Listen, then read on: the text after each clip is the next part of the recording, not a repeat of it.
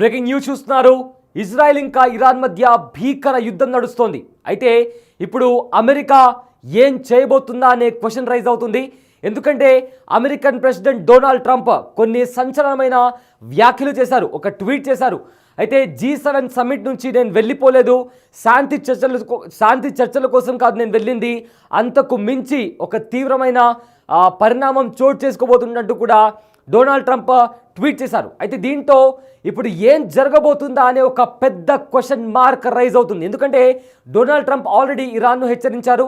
ఎవరైతే టెహరాన్లో ఉంటున్నారో వాళ్ళు ఇమీడియట్గా ఆ ప్రాంతాలను ఖాళీ చేసి వెళ్ళిపోవాలని కూడా ట్రంప్ హెచ్చరించారు. సో దీంతో ఏం జరుగుతుందా అనే ఒక క్వశ్చన్ మార్క్ రైజ్ అవుతుంది. అయితే అమెరికా అధ్యక్షుడు డొనాల్డ్ ట్రంప్ హడావిడిగా G7 వేదికను వీడి అమెరికాకు తిరుగు ప్రయాణం కావడంతో సర్వత్రా ఉత్కంఠ నెలకొంది. అయితే టెహరాన్ గగనతలాన్ని పూర్తిగా ఆధీనంలోకి తీసుకున్నామని ఇజ్రాయెల్ ప్రకటించిన వేళ ఈ పరిణామాలు చోటు చేసుకున్నాయి.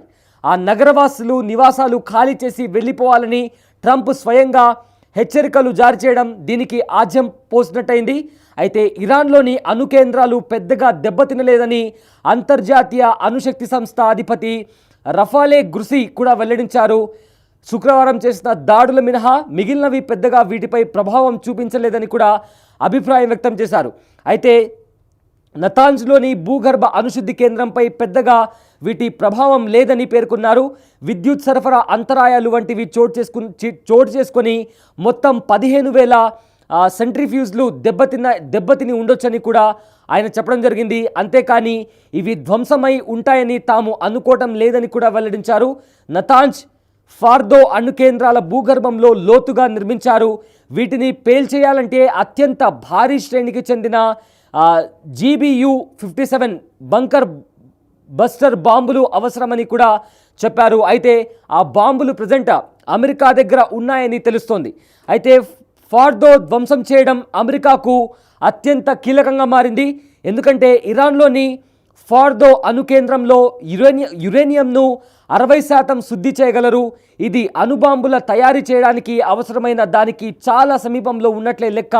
అయితే 2023లో అంతర్జాతీయ అణుశక్తి సంస్థ ఈ కేంద్రంలో 83.7% శుద్ధి చేసిన యురేనియంను గుర్తించింది.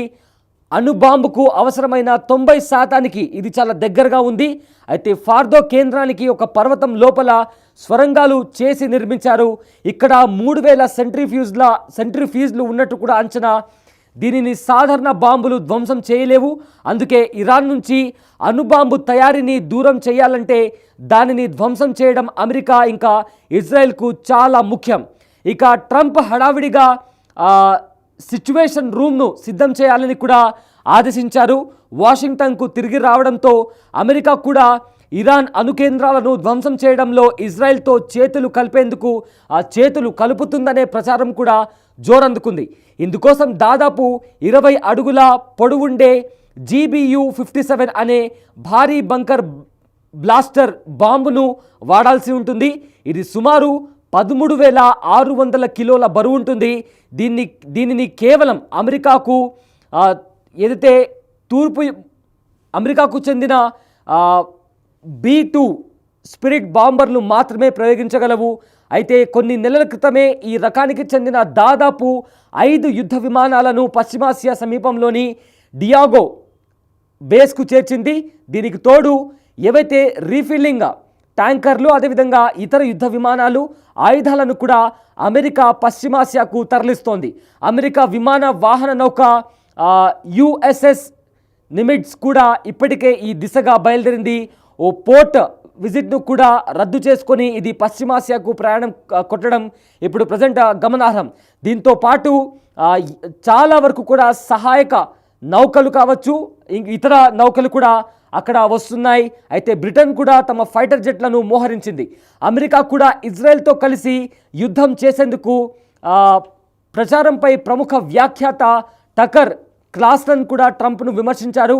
దీనికి అమెరికా అధ్యక్షుడు తనదైన శైలిలో స్పందిస్తూ ఇరాన్ వద్ద ఏవైతే న్యూక్లియర్ వెపన్స్ ఉన్నాయో అవి ఉండకూడదు అన్న విషయాన్ని ఎవరైనా ఆ టకర్కు వివరించండి అంటూ కూడా ఆయన చెప్పడం జరిగింది. ఎంతో వెటకారంగా ఆయన విమర్శించారు. సో దీంతో పాటు సోషల్ మీడియా పోస్ట్లో కూడా ఇరాన్కు ఏవైతే న్యూక్లియర్ వెపన్స్ ఉంటాయో అవి ఉండకూడదు అంటూ కూడా ట్రంప్ తేల్చి చెప్పారు. దీంతో ఆ దేశ అణుకేంద్రాలపై అమెరికా దాడి జరపొచ్చనే ప్రచారానికి బలం చేకూర్చింది. మరోవైపు ఇజ్రాయెల్ ఇంకా ఇరాన్ మధ్య కాల్పుల విరమణ ఒప్పందం గురించి ఫ్రాన్స్ అధ్యక్షుడు మేక్రాన్ చేసిన వ్యాఖ్యలను ట్రంప్ ఖండించారు. నేను G7 సదస్సును ఎందుకు వీడుతున్నానో మేక్రాన్ తప్పుగా అర్థం చేసుకున్నారు. నేను వాషింగ్టన్ ఎందుకు వెళ్తున్నానో ఆయనకు తెలియదు. కాల్పుల విరమణ ఒప్పందం గురించి కాదు, అంతకంటే పెద్దదే జరగబోతుందంటూ కూడా ట్రంప్ తన ట్రూత్ సోషల్ మీడియాలో కూడా పోస్ట్ చేశారు. సో ప్రజెంట్ ఏం జరుగుతోంది? ఇజ్రాయెల్ ఇంకా ఇరాన్ ఈ రెండు దేశాల మధ్య భీకర దాడులు చోటు చేసుకుంటున్నాయి. ఒకవైపేమో ఇజ్రాయెల్ ఇరాన్కు చెందిన అణుస్థావరాలు, సైనిక స్థావరాలు, అదేవిధంగా గ్యాస్ స్టేషన్స్ వీటిని టార్గెట్గా పెట్టుకొని ఇజ్రాయెల్ ఇరాన్ పైన దాడి చేస్తుంటే, మరోవైపు ఇరాన్ కూడా టేల్ అవీవ్ ఏదైతే ఇజ్రాయెల్ రాజధాని అయిన టేల్ అవీవ్ని కూడా టార్గెట్గా చేసుకొని ఇజ్రాయెల్ పైన దాడులకు దిగుతుంది. సో ఇదంతా జరుగుతున్న నేపథ్యంలో అమెరికా ఎంట్రీ ఇస్తుందా అంటే అవును అనే సమాధానం వస్తుంది. ఎందుకంటే ఇరాన్లో ఉన్న అణుబాంబుల కేంద్రాన్ని ధ్వంసం చేయాలి అంటే బంకర్ బాంబుల అవసరం ఉంది. ఆ బంకర్ బాంబులు ఇప్పుడు కేవలం అమెరికా దగ్గర ఉన్నాయి. సో ఇప్పుడు G7 సమిట్ నుంచి ట్రంప్ వెనక్కి రావడం, ఆ తర్వాత ఒక ట్వీట్ చేశారు. ఏదైతే ఆ ట్వీట్లో కూడా శాంతి చర్చల గురించి కాదు, దానికంటే పెద్ద పరిణామం చోటు చేసుకోబోతుంది అంటూ కూడా ట్రంప్ ఒక ట్వీట్ చేశారు. సో ఈ ట్వీట్ వస్తున్న నేపథ్యంలో ఖచ్చితంగా ఇరాన్ పైన అమెరికా దాడి చేస్తుంది అనే వార్తకి చాలా క్లియర్గా కనిపిస్తోంది. సో ఇప్పటికే అమెరికా ఇజ్రాయెల్కు ఇండైరెక్ట్గా హెల్ప్ చేస్తుంది. సో అండ్ ఆల్సో ఏదైతే ఇరాన్ దగ్గర ఉన్న అణుబాంబులు అవి ఇరాన్ దగ్గర ఉండకూడదు, ఇరాన్ దగ్గర ఉంటే అది ప్రపంచానికి ముప్పు అని భావిస్తున్న అమెరికా, ఇజ్రాయెల్ ఖచ్చితంగా ఇరాన్ పైన దాడి చేస్తాయి అనే దానికి కూడా ఇలాంటి కొన్ని విషయాలు కూడా కాస్త క్లారిటీని ఇస్తున్నాయి. ఒకవేళ ఇదే కనుక జరిగితే ఈ యుద్ధం ఏదైతే ఉందో ఇప్పుడు ప్రజెంట్ ఇజ్రాయెల్ ఇంకా ఇరాన్ మధ్య ఉన్న యుద్ధం ఇతర దేశాలకు కూడా వ్యాపించి అది కాస్త మూడవ ప్రపంచ యుద్ధానికి దారితీస్తుందా అనే క్వశ్చన్ మార్క్ కూడా ఇప్పుడు రైజ్ అవుతుంది. అయితే ఒకవేళ మూడవ ప్రపంచ యుద్ధమే జరిగితే అది ప్రపంచంలో మొత్తం కంప్లీట్ ప్రతి చోట కూడా విధ్వంసం, వినాశనం కనిపిస్తుందంటూ కూడా చాలామంది విశ్లేషకులు కూడా చెప్తున్నారు. చాలామంది కూడా ట్రంప్ని కూడా విమర్శిస్తున్నారు. ఎందుకంటే ఆ యుద్ధం ఆపాల్సింది పోయి ఆ బంకర్ల మీద దాడి చేయడం, ఏదైతే అణు ఆయుధాల బంకర్లు ఉన్నాయో అక్కడ దాడి చేయడం అనేది నిజంగా ఒక తీవ్రమైన పరిణామం చోటు చేసుకుంటుంది.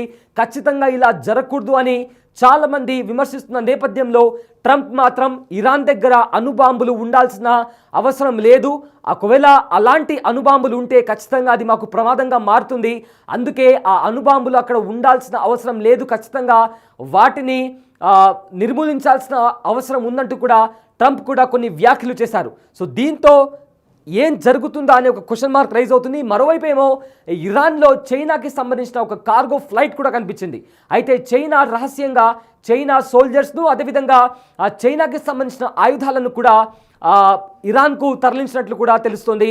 సో దీంతో ఏ క్షణం ఏం జరుగుతుందా అనే తీవ్ర ఉత్కంఠ నెలకొంది.